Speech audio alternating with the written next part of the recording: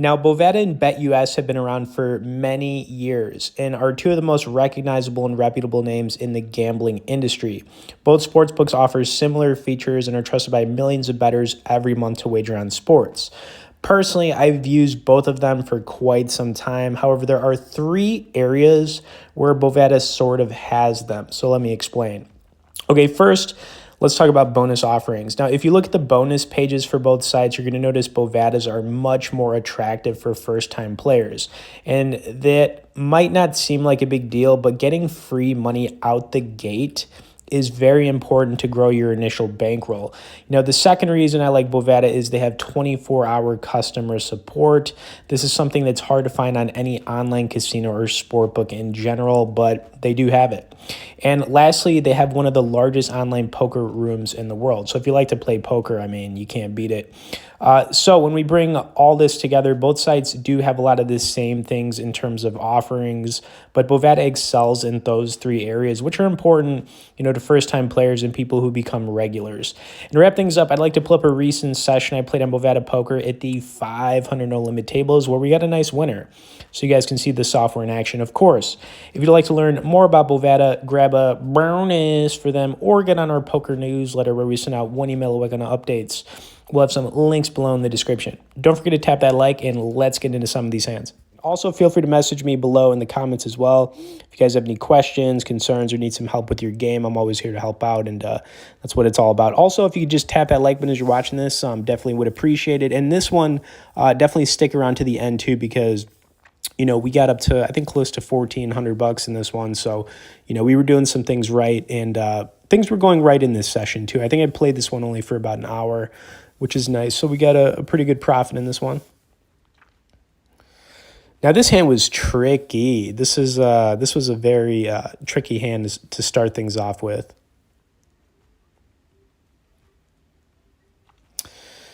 So couldn't really let this one go, and it was good we didn't. And I guess I just had a good read on this guy, because he's going to actually end up giving up. Now, if he would have shoved here, this would have been tough if he would have shoved, but he gave up on the hand, surprisingly. And we took it down right there. So that was a good way to start things off here for sure. Yeah, so we had some real interesting spots in this one. That was just... I was glad that first hand worked out for sure. All right, next one, 8-6 suited. Something I've been talking about as well, when you guys are sitting in these smaller big blind with these type of hands, I do recommend sometimes 3-betting to late position raisers. Obviously, making a call here is fine. The thing is, you don't want to be folding your big and small blind all the time, because it really eats away at your profit over time, and it's something you should, you got to open your game up a little bit is what I'm getting at here, especially as you move up in stakes. You want to definitely not be just like check folding these type of hands in the smaller big blind is what I'm getting at here. Anyways, we paired the 8.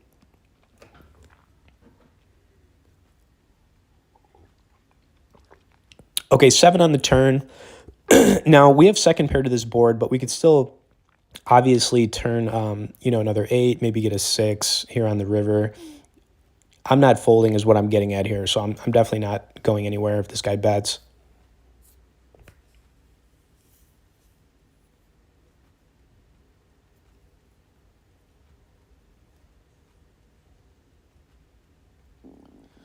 Okay, he let us get to the river, which gave us 2 pair. No doubt in my mind we were good here. I put in a small bet just to get some value out of this, hoping that maybe he would call me with, maybe some kind of pair, maybe like a low pocket pair. I don't know. But that's what I did here. Felt like it was the right play.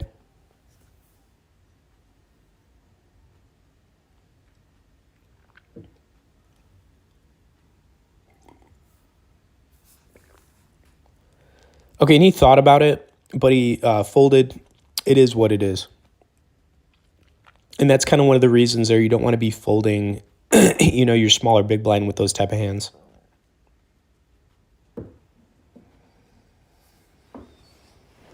Deuces. Okay, deuces. This was another interesting hand.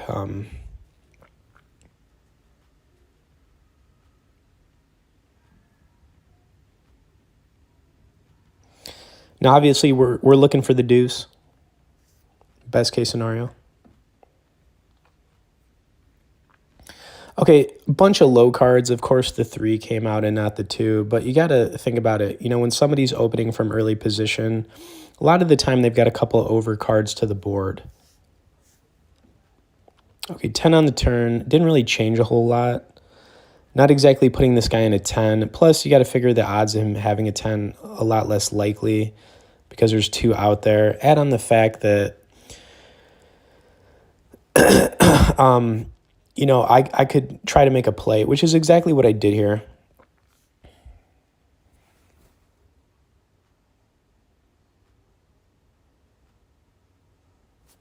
Now, I really liked how I played this hand.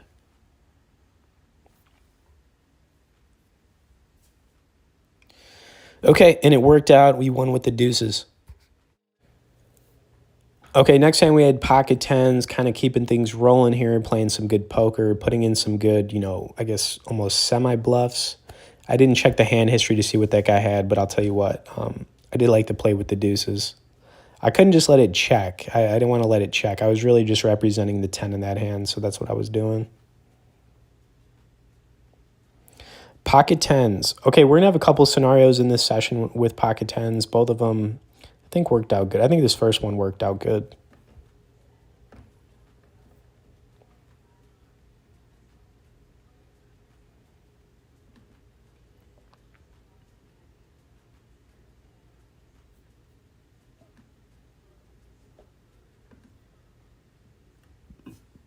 Okay, bunch of low cards. So a good board for tens up against 2 other players. Not really sure where I'm at just yet, but if somebody wants to bet here, they can bet. I'll make a call. We'll see a turn card. Hopefully it stays low. Okay, 9 on the turn was a good card. Definitely. So had a decision to make here. Decided to put in a bet, see where these guys are at.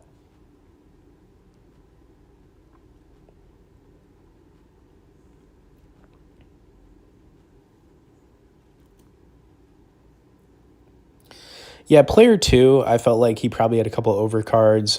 River card was a deuce, so that would have been a good run out for us if he made a call there. All right, pretty good hand in the big blind here. So yeah, we're just kind of like chugging along here, getting hands, making good plays.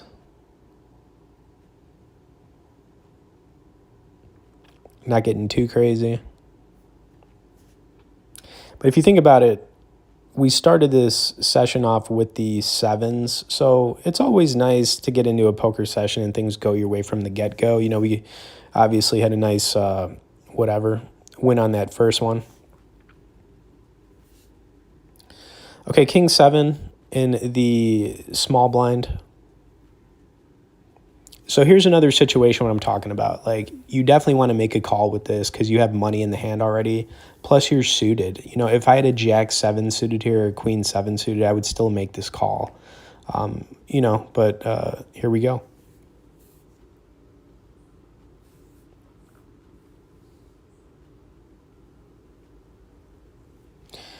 Okay, not a whole lot there, but likely not a whole lot there for either of these guys. Turn card was real interesting because it gave us a flush draw and a straight draw. Plus, we still have a 7 and king to this board. Obviously, a 4 makes a straight, but nobody wanted to get involved, and it was good because we would have missed everything with a 5 on the river. So, yeah, betting there worked out. Well, here we go again, pocket 7s. So yeah, in this one we got pocket 7s twice and pocket 10s all within under an hour, which is interesting, right?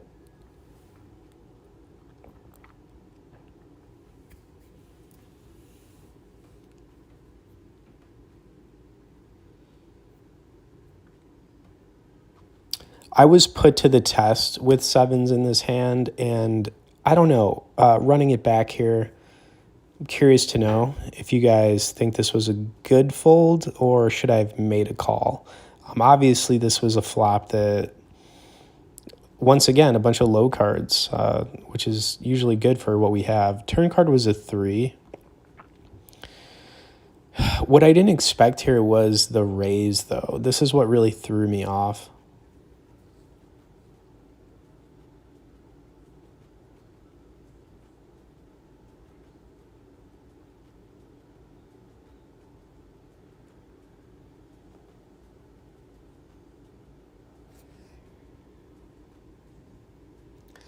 And I'll tell you, sometimes when you're in a session, you have to go with your like gut instincts because once again, you can't really see the players you're playing against. And if you're unsure, I think sometimes it's just okay to muck it, live to see another hand because I just had a bad feeling here. And I think a spade got there. Yeah, a spade got there on the river too with the 10. Would have been in a tough spot there either way. Okay, here we go. Pocket tens. Now this one worked out real good for us, and this is going to be the last hand of this session. We're going to end on a good note here, but just to kind of like recap, playing, online poker, just overall, trying to play for a living. My best advice is play 20 hours a week. Start at 200 no limit. Move up to 500 no limit. You could switch between those two. It doesn't really matter. Play 2 tables at a time. And if you're beating those stakes, then the money should start to roll in. Taking things further, you got to understand that once you get up to like 1,000 no limit, 2,000 no limit, the players get a lot better. There's no doubt about it. You do have professionals when you get up to those stakes because the money becomes even more significant and more big. But staying with 200, 500 no limit, I truly believe, from my own results, that you can make good money at these stakes. And that's just what I'm saying. Okay, another bunch of low cards. I mean, where were all the face cards in this session? It's crazy. Okay, spade on the turn, but we still have 10s here. We could also still hit a 10 on the river, so.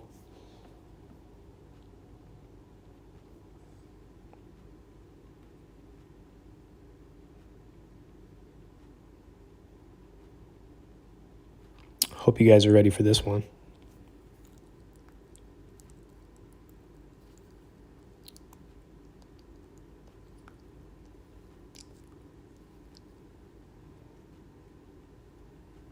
Couldn't fold, but we got there on the river. Talk about the best case scenario for us. So we're going to get it all in here. I think that the check right there was ridiculous. Gotta love that check, huh? I mean, awesome.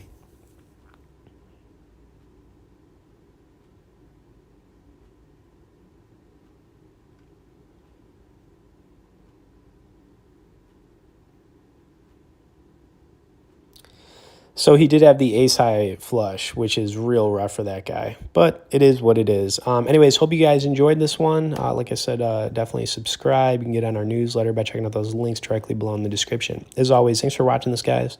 We'll see y'all in the next poker video.